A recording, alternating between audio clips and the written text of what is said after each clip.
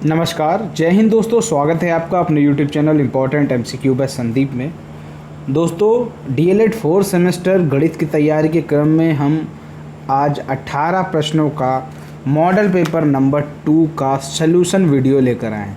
ठीक है, इससे पहले हम 10 प्रश्नों के 11 प्रश्नों के मॉडल पेपर आपको उपलब्ध करा चुके हैं और 18 प्रश्नों का एक मॉडल पेपर उपलब्ध करा चुके हैं और ये दूसरा है, ये भी हम आपको पहले दे चुके हैं। अब इसका सलूशन वीडियो लेकर आए हैं।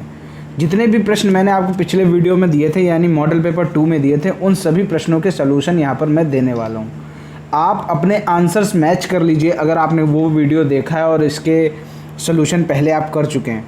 आप अपने आंसर मैच कर लीजिए और नीचे कमेंट में बताइए कि आपके कितने नंबर आ रहे हैं 25 में। ठीक, सब कुछ आप नीचे कमेंट बताइए। अगर कोई दिक्कत भी हो रही है तब भी आप नीचे कमेंट में करके बता सकते हैं कि हमें ये क्वेश्चन नहीं आ रहा है। ठीक है, चलो शुरू करते हैं आज का वीडियो को शुरू करने से पहले वही बात कहना चाहता हूँ कि अगर आपने अभी तक चैनल को सब्सक्राइब नहीं किया तो चैनल को सब्सक्राइब कर लो और घंटी का निशान ज़रूर दबा लो ताकि ऐसे ही वीडियो का नोटिफिकेशन आपको लगातार मिलता रहे। शुरू करते हैं आज का वीडियो। यहाँ पर जो आपके सामने पहला प्रश्न है 64, 82, 116। अब ये पूछ रहे इसमें वर्गमूल जो इसका निकलेगा उसमें अंक कितने होंगे। तो यहाँ पर अंकों को निकालने के लिए सबसे पहले जोड़ा बना लो। 1 जोड़ा, 2 जोड़ा, 3 जोड़ा और ये सिंगल बच रहा है तो इसको भी जोड़ा मान लो। कुल मिलाकर यहाँ पर कितने जोड़े बन रहे हैं, यहाँ पर कुल मिलाकर 4 जोड़े बन रहे हैं। तो यानी 64, 82, 116 का जो वर्गमूल निकलेगा उसमें अंक कितने होंगे, 4 अंक होंगे। तो यहाँ पर जो सा ऑप्शन है यही सही हो जाएगा। क्लियर हो गई बात। आगे बढ़ते हैं नेक्स्ट क्वेश्चन की तरफ। अगला प्रश्न है 2 सिक्कों को उछालने पर किसी भी सिक्के में शीर्ष आने की संभावना ज्ञात करो। देखो, जब 2 सिक्के उछालते हैं, 2 सिक्के जब उछालते हैं तो वहाँ पर कुल 4 संभावना बनती। कैसे बनती है? एच यानी दोनों सिक्कों में हेड आ जाए, या फिर पहले सिक्के में हेड आ जाए दूसरे सिक्के में टेल आ जाए, पहले सिक्के में टेल आ जाए और दूसरे सिक्के में हेड आ जाए, या फिर दोनों सिक्कों में टेल आ जाए। कुल मिलाकर 4 कंडीशन बनती है। लेकिन यहाँ पर बोला जा रहा है कि किसी भी सिक्के में शीर्ष आने की संभावना, मतलब किसी भी, मान लो ये 4 कंडीशन बनती हैं तो इन चारों में से कभी भी शीर्ष आ रहा है तो उसकी क्या संभावना बनेगी। देखो, इसमें शीर्ष आ रहा है, इसमें भी शीर्ष आ रहा है, इसमें भी शीर्ष आ रहा है, इसमें शीर्ष नहीं आ रहा, मतलब 3 हैं, 3 में शीर्ष आ रहा है मतलब। और संभावना का क्या सूत्र होता है? संभावित परिणाम बटे कुल परिणाम। कुल हैं 4 और 3 संभावित है, 3/4। यहाँ पर उत्तर हो जाएगा ऑप्शन नंबर द। क्लियर हो गई बात। आगे बढ़ते हैं नेक्स्ट क्वेश्चन की तरफ। यहाँ पर आपके सामने दे रखा है एक घन, ये कोर नहीं है, ये आयतन है। एक घन जिसका आयतन कितना है, आयतन दे रखा है 6859 घन सेंटीमीटर। ठीक है, उसकी कोर बतानी है। अब यहाँ पर आयतन का फार्मूला क्या होता है? आयतन का फार्मूला होता है a³। ए यहाँ पर इसकी भुजा होती है या कह सकते हैं कोर होती है 6859। अब यहाँ से क्यूब हटेगा तो यहाँ पर क्यूब रूट लग जाएगा। अच्छा, मैंने आपको क्यूब रूट की ट्रिक भी बताई थी, बहुत अच्छे से बताई थी, आपको मालूम है। मैंने क्या कहा था? राइट हैंड की साइड से 3 के जोड़े बना लो, जो बचे उसका भी जोड़ा बना लो। तो यहाँ पर देखो, इसकी इकाई संख्या कितनी है? 9 है। अब ये आपको मालूम होगा कि किसके घन में 9 आता है इकाई अंक, 9 के ही घन में 9 आता है। आपने देखा होगा 9 9 81, ठीक है, और 81 गुणे 9 हो जाता है करीबन 729। ठीक है, तो यानी 9 के घन में लास्ट में 9 आता है। तो यहाँ पर इससे हमें क्या मिला? इससे मिला 9 और ये 6 का हम कैसे निकालेंगे? देखो, सबसे पहले आप घन के पहाड़े पढ़ना शुरू करो। जैसे 1 का घन होगा 1, 2 का घन होगा 8। अब देखो 2 का घन कर रहे हैं, 8 ज़्यादा हो जा रहा है, 6 से ज़्यादा हो जा रहा है, इसीलिए हम लोग कम वाला लेंगे, 1 लेंगे यहाँ पर। तो a की वैल्यू कितनी आ गई? 19। इसको बोलेंगे 19 सेंटीमीटर। ऑप्शन नंबर डी इसका सही हो जाएगा। ठीक है, तो ये चीज़ समझ गए। घनमूल निकालने का तरीका बहुत आसान है, नीचे डिस्क्रिप्शन में लिंक दे दूंगा, आप वहाँ से देख लेना और अच्छे से समझ लेना। आगे बढ़ते हैं नेक्स्ट क्वेश्चन की तरफ। प्रश्न संख्या है 4। लिखा है साइन थीटा बराबर 1/2। तो यहाँ पर थीटा का मान बताना। अब ये बताओ साइन की कितनी वैल्यू का मान 1/2 होता है? साइन 30 का मान होता है 1/2। तो यहाँ पर थीटा की वैल्यू कितनी आ गई? 30 डिग्री। समझ गए बात को, ऑप्शन नंबर बी इसका सही हो जाएगा। अब बढ़ते हैं प्रश्न संख्या 5 की तरफ। प्रश्न संख्या 5 कह रहा है x square plus x minus 6 equal to 0। इसमें x का मान पूछ रहा है, सीधा गुणनखंड कर दो, अभी x का मान मिल जाएगा। देखो ये 6 है, यहाँ कुछ नहीं है, यानी 6 एकम 6। x को हमें दो पार्ट में ऐसा तोड़ना है कि घटाने या जोड़ने पर तो x आ जाए, लेकिन गुणा करने पर 6 आए। कैसे तोड़ेंगे? 3x माइनस 2x माइनस 6 बराबर 0। ठीक, 3x माइनस 2x, 3 2 के फॉर्म में जोड़ लिया, 3 दूना 6 और 3 में 2 घटेगा 1 आ जाएगा। तो यहाँ पर x कॉमन ले लो, यहाँ से x स्क्वायर से कॉमन लिया तो x आ गया, 3x से जब हमने x कॉमन लिया तो आया 3। अब यही जो ब्रैकेट के अंदर उसको उठा के यहाँ रख दो, ठीक, और बराबर में 0 लगा दो।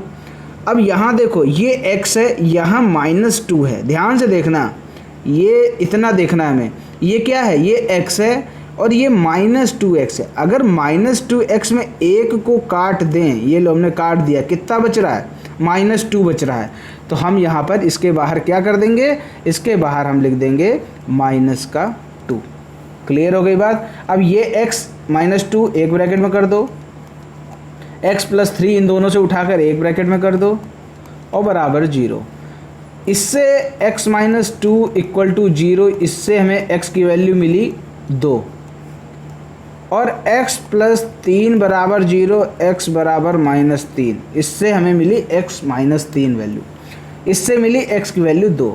तो यहाँ पर ज़्यादातर हम लोग प्लस की वैल्यू कंसीडर करते हैं, तो यहाँ पर हम -3 की बजाय 2 को कंसीडर करेंगे। यहाँ पर ऑप्शन देख लो, प्रश्न संख्या 5 में देखो ऑप्शन डी है आपका 2, यही आपका उत्तर हो जाएगा। ठीक है, ऑप्शन डी देखो लास्ट में एकदम कोने में लिखा हुआ है, यही इसका आंसर हो जाएगा। तो यहाँ पर आपके ये बहुविकल्पी प्रश्न कंप्लीट हो गए। बात करते हैं अब प्रश्न संख्या 6 की। लिखा हुआ है p² + 3p + 9/4। इसका गुणनखंड करना है। देखो ये दो तरीके से होता, अगर यहाँ पर मान चलो कि 0 लगा देता और पूछता p की वैल्यू ज्ञात करो, ठीक है, तब हम लोग क्या करते कि इस पूरी इक्वेशन में 4 का गुणा कर देते। कैसे 4 का गुणा करते? देखो 4p² और यहाँ हो जाता 12p और यहाँ हो जाता, देखो जब 4 का इसमें गुणा करते तो 4 ऊपर नीचे कट जाता, केवल बचता 9। ठीक, अब यहाँ पर आप इसको गुणनखंड करके सॉल्व कर लेते, आराम से p की वैल्यू निकल आती। ठीक है, लेकिन यहाँ पर कुछ कंडीशन थोड़ी डिफरेंट है। क्या डिफरेंट है कि यहाँ पर आपको p की वैल्यू नहीं निकालनी, सिर्फ और सिर्फ आपका गुणनखंड करना है। तो कैसे गुणनखंड होगा? यहाँ पर देखो ये स्क्वायर लगा हुआ है और अगर इसको ध्यान से देखो तो ये भी स्क्वायर है। किसका स्क्वायर है? 3/2 का स्क्वायर है। देखो p² + 3p + 3/2 की पावर 2, सही लिखा है।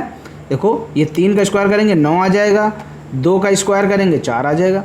तो यहाँ पर देखो फार्मूला बनना a² + b² + 2ab। देखो p² 2ab को करो, 2 ये a है और ये b, यानी 3/2 + 3/2 का होल स्क्वायर। ठीक, ये बन गया a² + b² + 2ab। ठीक, ये दो यहाँ से कट जाएगा। ठीक, तो ये आपको वही चीज़ यहाँ पर आ जाती। ठीक है, तो हम इसको काटेंगे नहीं, अब हम इसको गुणनखंड कर लेंगे। कैसे होगा?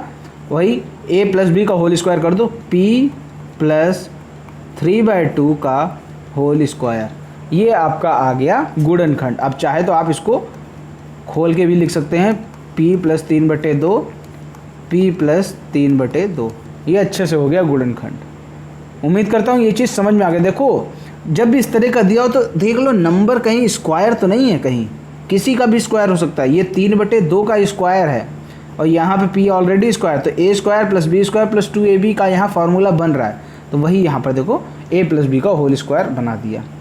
उम्मीद करता हूँ अच्छे से समझ में आ गया होगा। नेक्स्ट क्वेश्चन की तरफ बढ़ते हैं। प्रश्न संख्या 7। प्रश्न संख्या 7 यहाँ कह रहा है 5 अंकों की बड़ी से बड़ी सबसे बड़ी संख्या होती है 9 को लिख दो 5 बार। ठीक, ये होती है 5 अंकों की सबसे बड़ी संख्या। अब यहाँ पर इस 99,999 का आप क्या करो, आप इसका वर्गमूल निकाल लो। ठीक है, इसका जब आप वर्गमूल निकालेंगे तो निश्चित तौर पर कुछ ना कुछ शेष बच जाएगा, और जो ऊपर आपका वर्गमूल निकल के आएगा कुछ ना कुछ वर्गमूल भी निकलेगा। फिर उसी के आधार पर हम लोग ये डिसाइड कर लेंगे कि 5 अंकों की सबसे बड़ी पूर्ण वर्ग संख्या कौन सी है। करके आपको दिखाते हैं तब ज़्यादा क्लियर आएगा। देखो सबसे बड़ी संख्या कौन सी होती, ये है 5 अंकों की सबसे बड़ी संख्या। अब इसको हम लोग करके देख लेते हैं, 1 जोड़ा, 2 जोड़ा और तीसरा जोड़ा। यहाँ पर इसको स्टार्ट करते हैं। सबसे पहले कितने से जाएगा, देखो 3 तियाँ 9 पूरा पूरा जा रहा है, 3 तियाँ 9, ये कट गया और ये 3 उतर जाएगा, यहाँ 3 3 6 हो जाएगा। अगला जोड़ा उतार लो 99।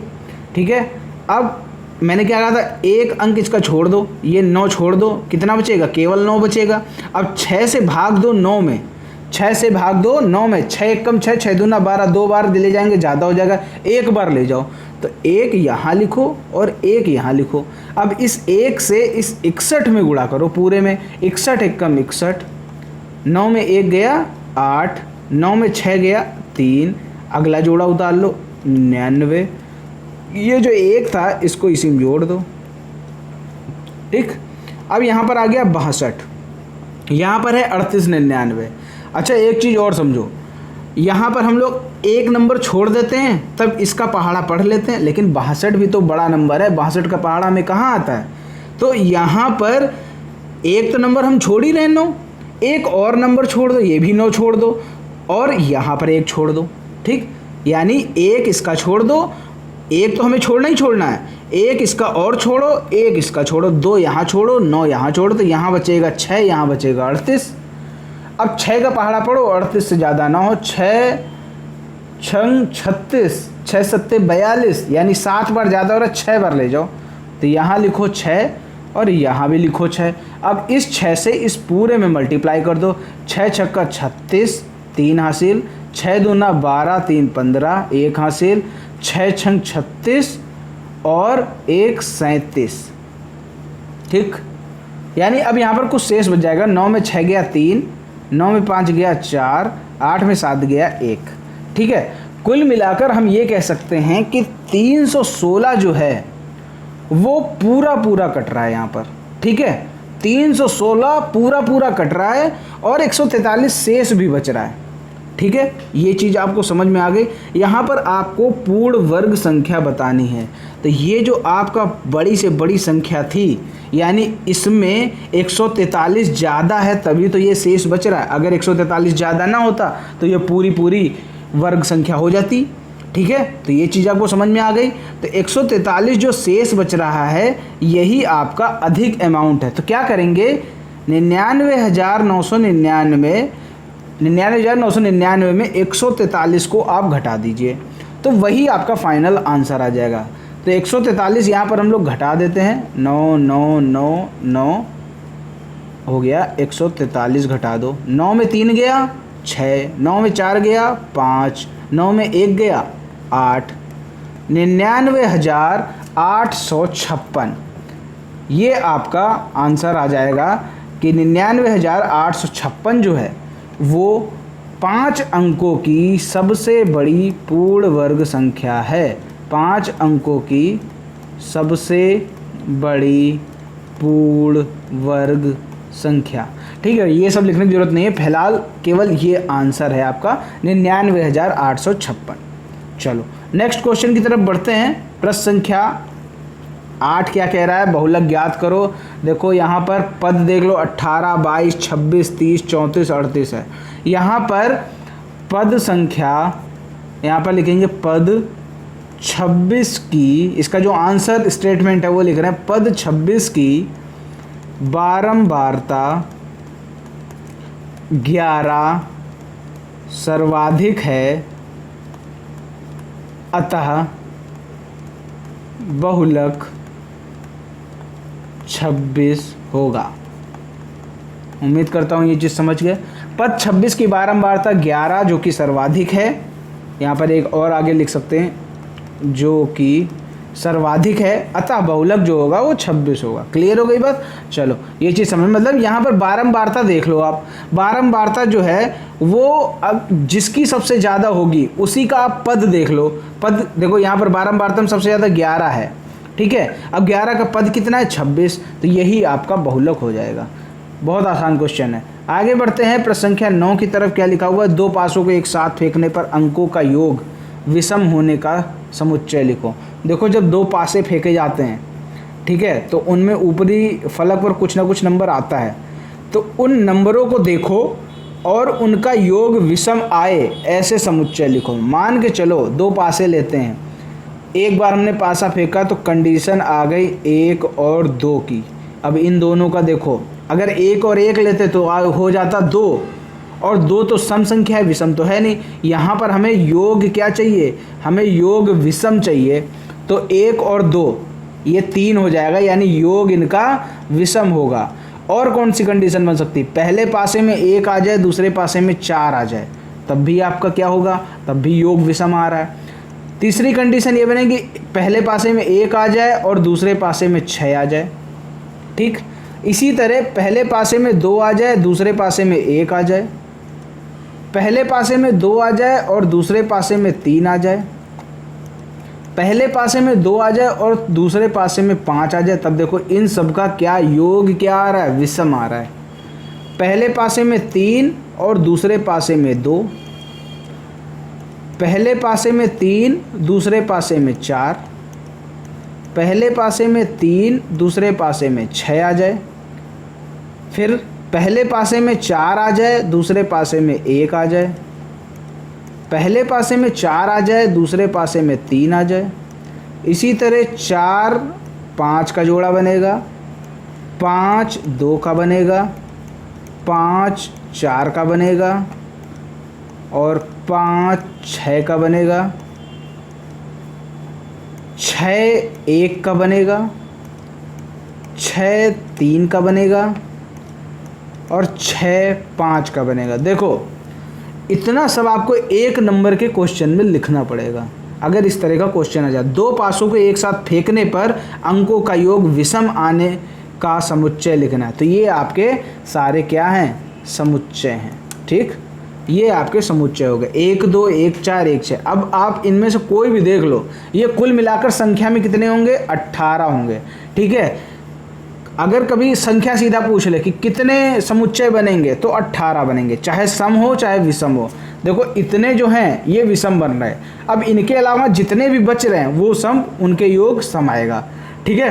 तो यहाँ पर ये चीज़ आप अच्छे से समझ लो कि दो पासों को जब एक साथ फेंका जाएगा तो उनके ऊपरी फलक पर आने वाले अंकों का योग अगर विषम होने का समुच्चय लिख रहा है तो ये सब आपको इतना सब कुछ लिखना पड़ेगा, तब जाकर पूरा एक नंबर मिलेगा, ठीक है।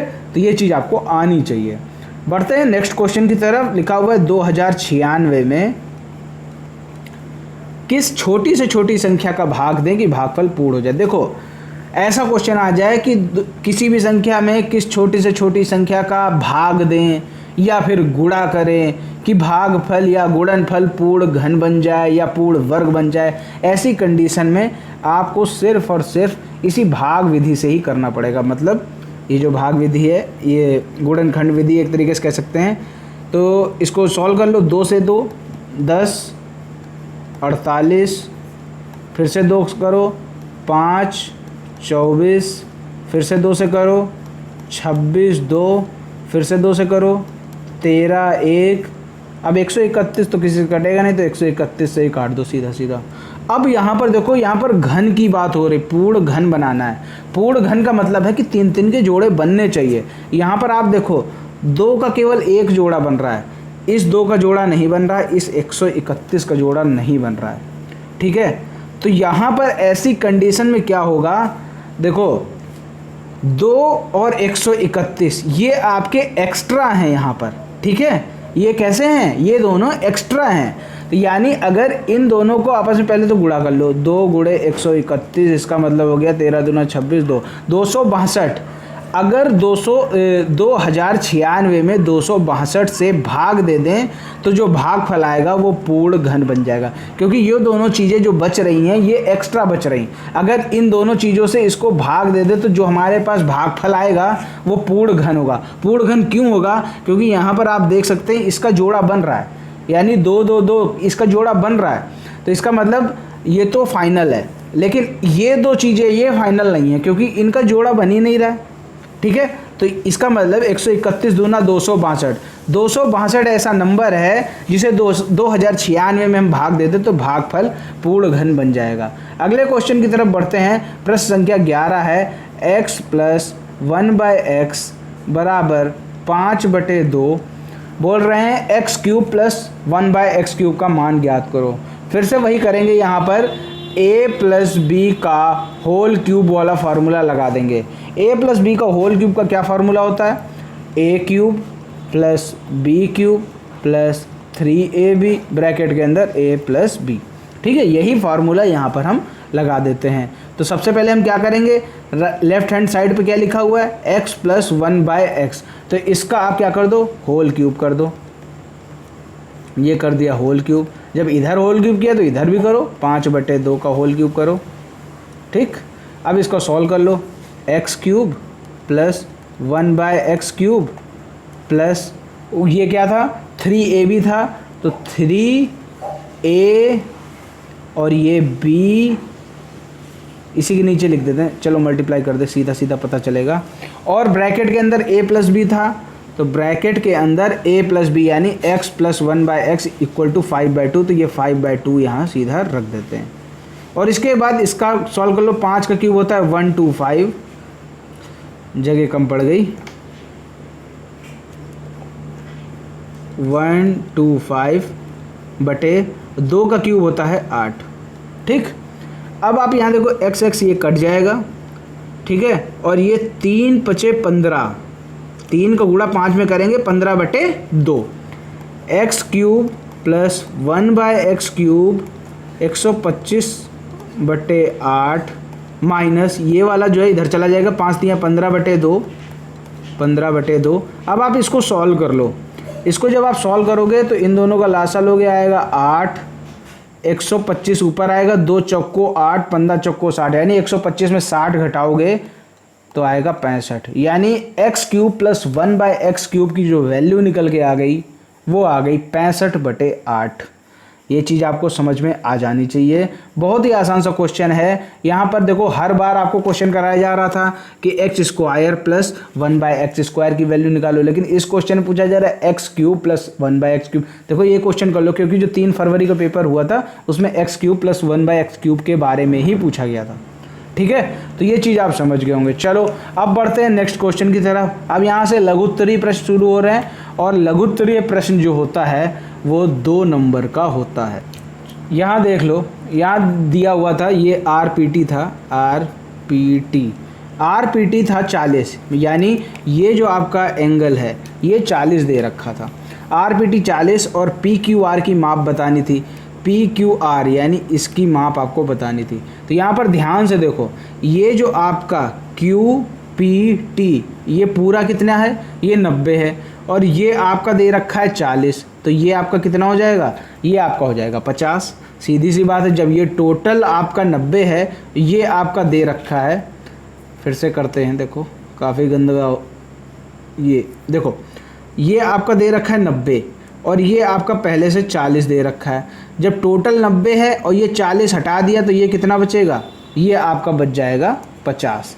ठीक, ये 50 बच जाएगा। और ये जो R है आपका, यानी एंगल PRQ, ये आपका 90 हो जाएगा। ये 90 क्यों हो जाएगा? क्योंकि ये अर्धवृत्त पर बना कोण है। ध्यान से आप देखो, ये व्यास के आधार पर बना हुआ कोण है। ये रहा आपका व्यास और ये आपका कोण बना, तो ये जो आपका निकल के आया ये 90 निकल के आया।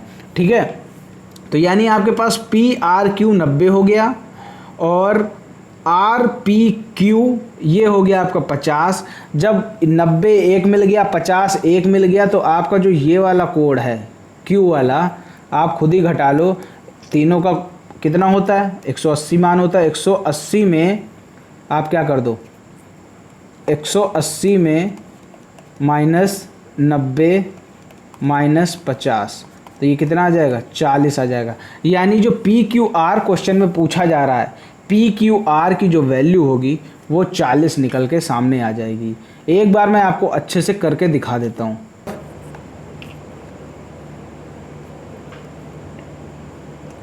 चौदह में क्या बोला जा रहा है? 14 में ये बताया जा रहा है कि tan 90, ये लिखा हुआ है tan 90 equal to tan 30 plus tan 60 upon 1 minus tan 30 tan 60। इसकी आपको क्या करनी है? इसकी आपको प्रूव करना है कि ये tan 90 के बराबर है। देखो tan 90 बराबर tan 30 plus tan 60 upon 1 minus tan 30 और tan 60। अच्छा, ये जो है ये एक पूरा फार्मूला होता है, ठीक है। ये फार्मूला ये होता है कि tan 90 ले लो। अब tan 90 को दो पार्ट में तोड़ दो, 30 और 60 में। तो जब तोड़ेंगे tan 90 को tan 30 प्लस tan 60 करेंगे तो अपॉन में आपको 1 माइनस tan 30 tan 60 लिखना पड़ता है। लेकिन यहाँ पर इसी को आपको प्रूव भी करना है। tan 90 की क्या वैल्यू होती है, आपको ये चीज़ पता होनी चाहिए कि tan 90 की क्या वैल्यू है। tan 90 की होती है नॉट डिफाइंड, यानी डिफाइंड नहीं की जा सकती। और tan 30 की वैल्यू होती है 1/√2।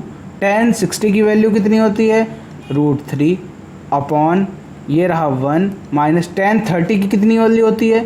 1/√3। ये √3 है, ठीक है, 1/√3। और tan 60 की वैल्यू कितनी होती है? √3। आप ये देखो √3 कट जाएगा, बचेगा केवल 1। अब यहाँ पर क्या है? ऊपर आप वही लिख दो 1/√3 प्लस √3। अब यहाँ नीचे है 1 माइनस, और यहाँ कितना बचा? 1। 1 माइनस 1 हो जाता है 0। और जब किसी के नीचे कोई भी नंबर लिखा हो, अगर 0 से डिवाइड किया जा रहा है तो उसका आंसर भी नॉट डिफाइंड होगा। मतलब इधर भी नॉट डिफाइंड और इधर भी। तो यहाँ पर लास्ट स्टेप हम लोग क्या लिखेंगे? LHS बराबर RHS, ठीक। LHS बराबर RHS, और यहाँ पर क्लोज हो जाएगा आंसर आपका। यही प्रूव करना था कि नॉट डिफाइंड इधर भी आ रहा है और नॉट डिफाइंड इधर भी आ रहा है। ये आपका आंसर आ गया। आगे बढ़ते हैं नेक्स्ट क्वेश्चन की तरफ। अगला क्वेश्चन है 15। एक वृत्ताकार थाली का व्यास 28 सेंटीमीटर है। उस वृत्ताकार तस्तरी का व्यास बताइए जिसका क्षेत्रफल इसका आधा हो। देखो, सबसे पहले तो क्षेत्रफल इसका आधा हो, इसका मतलब हमें थाली का भी क्षेत्रफल पता होना चाहिए। तो थाली का क्षेत्रफल, अब वृत्ताकार है तो क्षेत्रफल क्या होगा? πr², ठीक। अब यहाँ पर आप देखो व्यास दे रखा है 28, हमें चाहिए r। जब व्यास 28 है तो त्रिज्या इसकी क्या होती है? इसकी आधी होती है। तो यहाँ पर हम लोग वैल्यू रख दो। पाई की वैल्यू ना रखो, केवल r की वैल्यू रख दो, क्योंकि अभी आगे पाई कट जाना है। r की वैल्यू क्या होगी? 14 हो जाएगी, क्योंकि व्यास 28 है तो त्रिज्या 14 हो जाएगी। 14 और 14 का स्क्वायर आ जाएगा, सीधा सीधा r² है, तो ये आपका हो जाएगा 196 पाई, ठीक। ये आपका थाली का क्षेत्रफल आ गया। लेकिन जो तस्तरी है, तस्तरी का क्षेत्रफल क्या है? इसका आधा है। तस्तरी का क्षेत्रफल 196 का आधा है, तो 196 का आधा करेंगे हो जाएगा 98 पाई, ठीक। और इसका क्षेत्रफल होगा क्या? वो भी वृत्ताकार है तो πr² ही होगा, πr²। ये पाई कट जाएगा, r² की जो वैल्यू आएगी वो आएगी 98। अब r जो है, देखो ध्यान से, ये स्क्वायर हटेगा तो √98 आ जाएगा, ठीक। ध्यान से देखना, √98 आएगा। और जब अगला स्टेप, इस 98 को दो भाग में हम तोड़ सकते हैं। कौन कौन से भाग में तोड़ सकते हैं? इसको हम तोड़ सकते हैं 2 × 49, ठीक। 49 दूना 98 होता है, 2 × 49। अब यहाँ से हम 49 को बाहर ले जा सकते हैं, क्योंकि 49 का हमें मालूम है वर्गमूल कितना होता है? 7 होता है। तो यहाँ पर 2 × 49 की जगह आपका आ जाएगा 7√2, 7√2। तो r की वैल्यू कितनी आ गई? 7√2 सेंटीमीटर, ठीक। अब यहाँ पर हमें बताना है तस्तरी का व्यास। तो ये तो हमारे पास त्रिज्या निकल के आई है। अब त्रिज्या निकल गई, बताना है व्यास तो 2 का गुणा करना पड़ेगा, तो 7 दूना 14 √2 सेंटीमीटर। तो यानी जो तस्तरी का व्यास पूछा जा रहा है वो निकल के आपके सामने आ रहा है 14 √2। उम्मीद करता हूँ ये चीज़ भी क्लियर हो गई होगी। देखो जगह की कमी की वजह से हम क्या कर देते हैं, उसी को बिगाड़ कर उसी जगह नेक्स्ट स्टेप लिख देते हैं। ठीक है, कोई दिक्कत नहीं होनी चाहिए, कोई दिक्कत हो तो बता देना हमें। आगे बढ़ते हैं अगले क्वेश्चन की तरफ। प्रश्न संख्या 16 यहाँ पर कह रहे हैं कि 28 सेंटीमीटर भुजा का एक वर्ग है और भुजाओं को स्पर्श करता हुआ एक वृत्त बना हुआ है। वृत्ताकार क्षेत्र का क्षेत्रफल ज्ञात करो। देखो आप वृत्ताकार क्षेत्र को ध्यान से देखो, यहाँ आप देख लो कि ये जो वृत्ताकार है इसका जो व्यास होगा वो व्यास वर्ग की भुजा के बराबर होगा। आप ध्यान से अगर देखो व्यास के बीचों बीच से ले जाओ, ठीक है, सेंटर से होते हुए जो रेखा खींची जाती है, जो व्यास खींचा जाता है वो वर्ग की भुजा के बराबर होगा। ठीक है, तो ये चीज़ आप समझ के चलो। अब इसको करके दिखा देते हैं। जो वृत्त का व्यास होगा वो किसके बराबर होगा, वर्ग की भुजा के बराबर होगा, यानी 28 सेंटीमीटर। ठीक, ये क्या है, ये है 2r, यानी ये त्रिज्या का दोगुना होता है ना, तो इसे 2r लिखते हैं। 2r बराबर 28, तो r कितना हो जाएगा, 14 हो जाएगा। देखो ये मैं आपको बार बार डिवाइड करके नहीं दिखा रहा हूँ, ठीक है, क्योंकि इतनी काबिलियत तो आप में होनी चाहिए कि आप 2 को उस तरफ ले जाके ऑटोमेटिक 14 लिख सको। r की वैल्यू 14 आ गई। अब यहाँ पर आपको क्षेत्रफल ज्ञात करना है। क्षेत्रफल मालूम है, पाई r स्क्वायर 22/7, पाई की वैल्यू रख दो, r रख दो 14 × 14। जब इसको काटोगे 7 दूना 14 यानी 44, 22 दूना 44 × 14, 14 चौको 56, 14 चौको 56 और 5 61, यानी 616 वर्ग सेंटीमीटर। यानी इसका जो आंसर निकल के आ गया 616 वर्ग सेंटीमीटर। उम्मीद करता हूँ ये आसानी से आपको समझ में आ गया। बस इसमें इतना समझने की ज़रूरत है कि जो वृत्त का व्यास है वो वर्ग की भुजा के बराबर है। तो उम्मीद करता हूँ ये चीज़ आपके अच्छे से समझ में आ गई होगी। बढ़ते हैं नेक्स्ट क्वेश्चन की तरफ। प्रश्न संख्या 17, समलंब का क्षेत्रफल 240 वर्ग मीटर। देखो समलंब मैं आपको पहले भी बता चुका, इसका डायग्राम कैसे होता है, एक रेखा थोड़ी छोटी, एक रेखा थोड़ी नीचे वाली बड़ी, और ये दोनों समांतर होते हैं। ठीक है, यहाँ पर ये बताया जा रहा है जो क्षेत्रफल है वो आपका 240 है और इसकी ऊंचाई, ये इसकी ऊंचाई होती है, दोनों बीच की दूरी 15 मीटर। और बोल रहे हैं एक भुजा जो है वो दूसरी की 2 गुनी, यानी ऊपर वाली अगर x है तो नीचे वाली 2x है।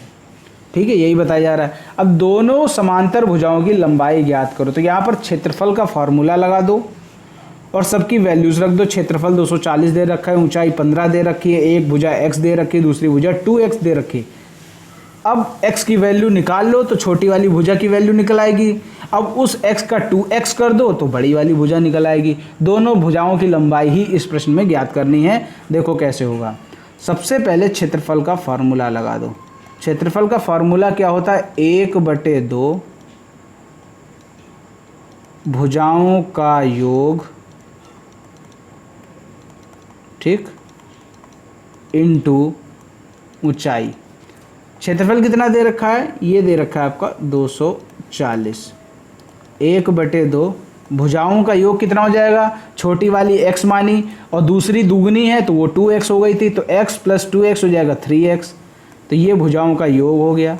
ऊंचाई 15, हमें x की वैल्यू फाइंड आउट करनी है तो x को एक तरफ रखो, 240 ये नीचे था तो ये ऊपर चला जाएगा, ये 15 और 3 और 1 नीचे चला जाएगा, 15 × 3 = 45, सीधा काट दो। तो x की जो वैल्यू निकल के आ गई, आप इसको सॉल्व कर लोगे तो x की वैल्यू करीबन निकल के आ जाएगी 10.67, 10.67 मीटर। ठीक, ये आपकी छोटी भुजा आ गई। बड़ी भुजा कितनी थी, 2x थी, तो इसमें मल्टीप्लाई कर दो, 10.67 × 2। जब इसको मल्टीप्लाई करोगे तो आ जाएगा 21.34 मीटर। यानी पहली भुजा आपकी 10.67, दूसरी भुजा आपकी 21.34 मीटर। क्लियर हो गई बात, कोई डाउट हो बताते रहिएगा। नेक्स्ट क्वेश्चन यानी आज के वीडियो का लास्ट क्वेश्चन है। एक समबहुभुज के अंतः कोण की माप 108 डिग्री है, उसके भुजाओं की संख्या ज्ञात करो। देखो इसका एक फार्मूला होता है, ये आप ऐसे डायरेक्ट नहीं कर सकते। इसका फार्मूला होता है 2n-4 इंटू 90। अगर कोण की माप दे रखी है तो कोण की माप इंटू n कर देते हैं, और अगर कोण की माप नहीं दे रखी है तो वहाँ पर कर देते हैं जितने भी टोटल आपका कोण की माप होंगी उन सब का जो टोटल होगा वो यहाँ पर रख देते हैं। ठीक है, चलो मतलब जैसे मान चलो कि 4 भुजाओं वाला होगा तो वहाँ पर 360 रख दिया जाएगा। ठीक है, इसी तरह यहाँ पर हमें ये तो पता नहीं है कि कितनी कोण है, तो हम यहाँ पर लिख देते हैं कोण की माप जो भी है इंटू n, यानी 108 कोण की माप दे रखी है और n यानी भुजाओं की संख्या। ठीक, अब यहाँ पर ये हो जाएगा 108n, 90 दूना 180n माइनस 90 चौको 360। अब 180n ये इस तरफ आ जाएगा, 108n 360 बराबर के उस तरफ चला जाएगा। 180 में 108 घटेगा 72n आएगा, 72n और n 360/72। जब इसको आप सॉल्व करेंगे तो n की जो वैल्यू आ गई 5, यानी इस जो प्रश्न में जो समबहुभुज दिया हुआ है इसका ये मतलब है इसके जो भुजाएं हैं वो कुल मिलाकर निकल के आ गई 5।